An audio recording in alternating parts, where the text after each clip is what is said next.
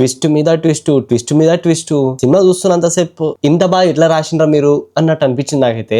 ఇందాకే మరీసన్ మూవీ చూసిన, ఫహద్ ఫాసిల్ వడివేలు ఇద్దరు మెయిన్ క్యారెక్టర్స్ ఉన్నారు. ఫహద్ ఫాసిల్ వడివేలు నెట్ఫ్లిక్స్ లో స్ట్రీమ్ అవుతుంది, తెలుగులో కూడా ఉంది, చూసేయండి.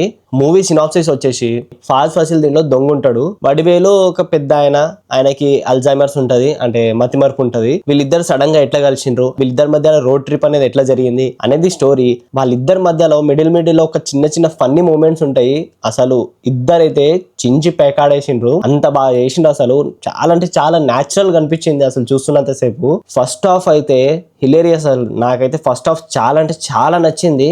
సెకండ్ హాఫ్ వెళ్ళేసరికి స్టోరీ మొత్తం చేంజ్ అయిపోతుంది. లిటరలీ మనం అసలు అనుకుంటున్నది ఒకటి, ఆడ జరుగుతున్నది ఒకటి, ఏదేదో జరుగుతూ ఉంటది. కానీ చూస్తున్నంతసేపు ఆ క్యూరియాసిటీ బిల్డ్ అయి ఉంటది. అసలు ఏం జరిగింది, ఎందుకు ఇట్లా చేస్తున్నాడు, వడివేలు ఎందుకు ఇట్లా చేస్తున్నాడు, ఫహద్ ఫాసిల్ ఎందుకు ఇట్లా దొంగతనం కోసం వచ్చిండు, ఏంది అనేది క్లైమాక్స్ దాకా అట్టనే కూర్చోబెడుతుంది. మనకి 2 hours 30 minutes ఉంది మూవీ, కానీ మనకి ఎక్కడ కూడా 2 hours 30 minutes ఉన్నట్టు అనిపించదు మూవీ. అయితే మస్తు నచ్చింది సినిమా. నేనైతే అందరికి రికమెండ్ చేస్తా, పక్కా చూడండి.